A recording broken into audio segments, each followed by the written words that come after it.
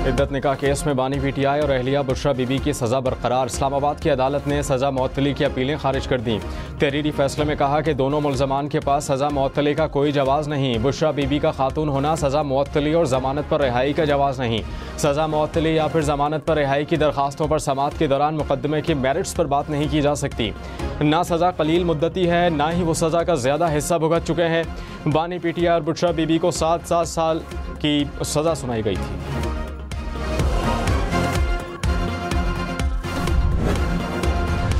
तहरीक इंसाफ का दौरान इद्दत निकाह केस में अपीलों पर फैसला चैलेंज करने का ऐलान। उमर अयूब ने कहा कि फैसले को हाई कोर्ट में चैलेंज करेंगे। इस केस में कोई पेचीदगी नहीं, हम अपना कानूनी हक इस्तेमाल करेंगे। हमारी तहरीक मज़ीद तेज़ी से आगे चलेगी। कल वज़ीर आज़म को वाज़ेह कह दिया कि कैदियों की रिहाई तक कोई बात नहीं होगी। कंवल शौज़ब ने कहा कि बानी पीटीआई और बुशरा बीबी को झूठे केस में कैद रखा हुआ है। राना सनाउल्लाह ने खुद कहा जितना हो सका उन्हें जेल में रखने की कोशिश करेंगे।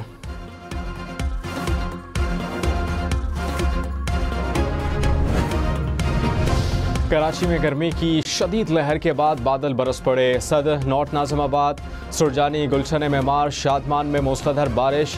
लियारी, क्लिफ्टन, बफर जोन, बहरिया टाउन, गडाप और सुपर हाईवे के अतराफ भी बारिश। हब्स और गुठन में कमी, शहरियों के चेहरे खिल उठे।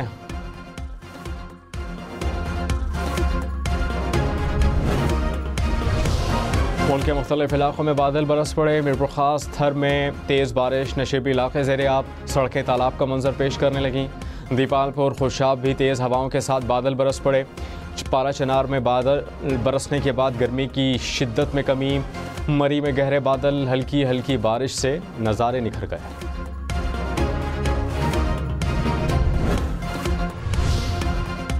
निशान ना मिलने पर किसी उम्मीदवार का कैसे किसी पार्टी से ताल्लुक़ टूट सकता है? क्या आप किसी को इंतखाबात से बाहर कर सकते हैं? चीफ जस्टिस काजी फायज़ ईसा के मखसूस नशिस्तों से मुताल्लिक़ केस की समाअत में रिमार्क्स। कहा कि इलेक्शन कमीशन की अदालत को फराहम की गई दस्तावेज़ात में तनाज़ा है। कुछ उम्मीदवारों ने पार्टी वाबस्तगी और टिकट दोनों पीटीआई के जाहिर किए। उम्मीदवारों ने नहीं, इलेक्शन कमीशन ने उनकी हैसियत पार्टी से आज़ाद में तब्दील की। जस्टिस मंसूर अली शाह ने कहा कि इलेक्शन कमीशन सियासी जमात को डिसफ्रेंचाइज कैसे कर सकता है। जस्टिस जमाल बंदुखैल ने कहा कि उम्मीदवार इंतखाबात में हिस्सा लेता है, पार्टी नहीं। जस्टिस मुनीब अख्तर ने कहा कि सुप्रीम कोर्ट का मकसद पीटीआई को इंतखाबात से बाहर करना हरगिज़ नहीं था। सुप्रीम कोर्ट की तहरीक इंसाफ की मखसूस नशिस्तों से मुताल्लिक लिस्ट फराहम करने की हिदायत। केस की समाअत पीर 11:30 बजे तक मुलतवी।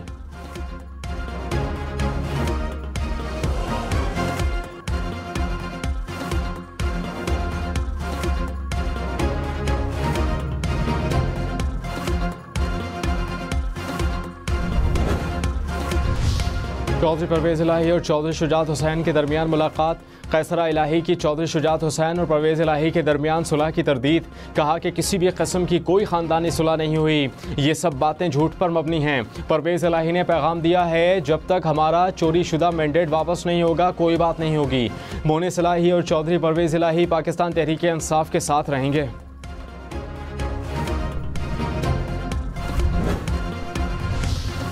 हुकूमत पाकिस्तान का इलेक्शन से मुताल्लिक अमरीकी कांग्रेस की करारदाद के जवाब में करारदाद लाने का ऐलान। अपोजिशन से हिमायत मांग ली। वज़ीर ख़ारजा इसहाक़ डार ने कहा कि अमरीकी करारदाद बिला जवाज़ है। पाकिस्तान के अंदरूनी मामलात में किसी को मुदाखलत की इजाज़त नहीं। अमरीकी करारदाद के मुकाबले में ज़रूर करारदाद लाएंगे।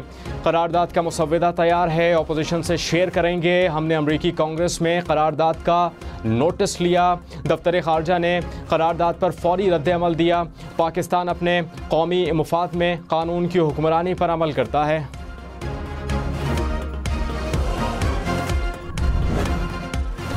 नॉन फाइलर्स को बैरून मुल्क सफ़र से कबल एक मरतबा रिटर्न फाइल करने का मौका देने का फैसला। ज़राई के मुताबिक FBI ने फाइनेंस बिल में तरामीम तजवीज़ कर दी। 3 साल में रिटर्न फाइल करने वालों पर double with holding rate apply नहीं होगा।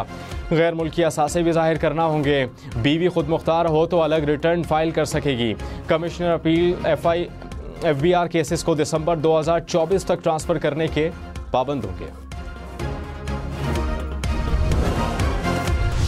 सिंध हुकूमत का स्ट्रीट क्राइम के दौरान जाँ बहक होने वाले अफराद के लवाहिकीन को 10 लाख रुपए मुआवजा देने का ऐलान। वज़ीर आला सिंध मुराद अली शाह ने कहा कि केस टू केस जायज़ा लेंगे, मुआवजे की रकम बढ़ाना पड़ी तो देखेंगे। वज़ीर आला सिंध मुराद अली शाह ने सिंध के तरक्याती मंसूबों की तफसीलात ऐवान में पेश कर दी। कहा कि हमने 5 साल में 3580 तरक्याती मंसूबे मुकम्मल किए। मुझे तो पता है कि काम हो रहा है, इसलिए मुझे तालियों की ज़रूरत नहीं। पीपल्स पार्टी काम कर रही है, इसीलिए सिंध के लोग वोट देते हैं।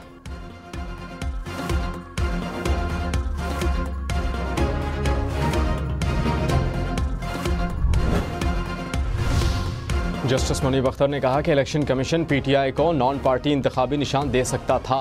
कागजात नामजदगी के वक्त ही कहा गया कि पीटीआई को निशान नहीं मिलेगा। बाद में पीटीआई उम्मीदवारों के कागजात मंजूर भी किए। सुप्रीम कोर्ट का तहरीक इंसाफ को इंतखाबात से बाहर करना मकसद हरगिज़ नहीं था। जस्टिस मंसूर अली शाह ने कहा कि इलेक्शन कमीशन ने कब फैसला किया इंतखाबी निशान नहीं होगा तो पीटीआई जमात नहीं होगी। जस्टिस जमाल खान मंदुखैल ने कहा कि इलेक्शन कमीशन का क्या इख्तियार है किसी को आज़ाद डिक्लेयर करने का। जस्टिस आयशा मलिक ने कहा कि उम्मीदवार ने तो नहीं कहा कि मैं आज़ाद उम्मीदवार हूँ, आज़ाद उम्मीदवार तो इलेक्शन कमीशन ने बनाया था।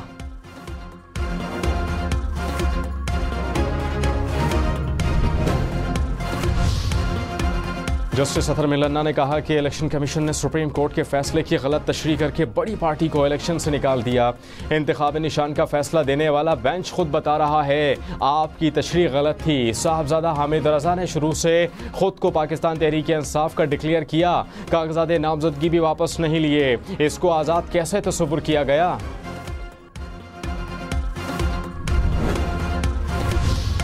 शदीद गर्मी, हब्स में तवील लोड शेडिंग से कराची वाले बेहाल। शहर के मुख्तलिफ इलाकों में 8 से 10 घंटे की load shedding. Surjani town, new Karachi, north Karachi, north Nazimabad buffer zone और नाजिमाबाद के इलाके मुतासर। Liaquatabad PIB colony, Lasbela garden, सदर और खारादर में भी बिजली बंदिश। शॉर्टफॉल 600 मेगावाट तक पहुँच गया। के इलेक्ट्रिक के मुताबिक कोई शॉर्टफॉल नहीं, 70% नेटवर्क लोड शेडिंग से मुस्तस्ना है।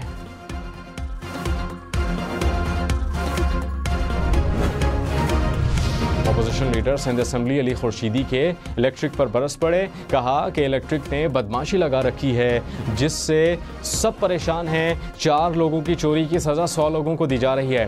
कि इलेक्ट्रिक का चीफ एग्जीक्यूटिव ऑफिसर वाइसराय बना बैठा। इनके खिलाफ FIR काटी जाए। ये लातों के भूत हैं, बातों से नहीं मानेंगे। K4 प्रोजेक्ट की कहानी एक अरसे से सुनते आ रहे हैं। विफाकी और सिंध हुकूमतें K4 का मंसूबे में दिलचस्पी नहीं रखती। अली खुर्शीदी के खिताब के दौरान ऐवान में पानी दो के नारे।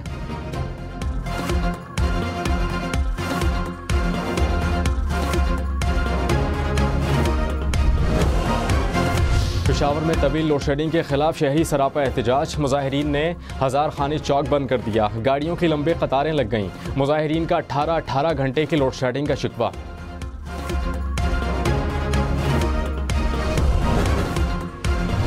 कौमी असम्बली में तहरीक इंसाफ के रहनुमा वज़ीर दाखिला मोहसिन नकवी पर बरस पड़े। असद कैसर ने कहा कि मुल्क में अमन व अमान की सूरत हाल तशवीशनाक है। वज़ीर दाखिला किधर हैं? क्या वो क्रिकेट खेल रहे हैं?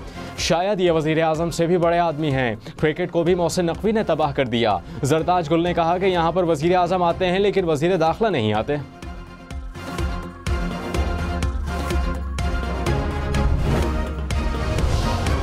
शेख रशीद ने कहा कि मौजूदा हुकूमत के साथ मुज़ाकरात करने वाला मुंह काला करेगा। बजट पेश करने वाली नाअहल हुकूमत को घर भेजा जाए। ये हुकूमत अपने केसेस ख़त्म करने और आवाम को बिजली की तारों पर लटकाने आई है। हुकूमत बताए किसी मुल्क ने इनको अब तक $5 भी दिए हैं। अगले माह के आखिर तक नवाज शरीफ भी अपना बयानिया बदल लेंगे।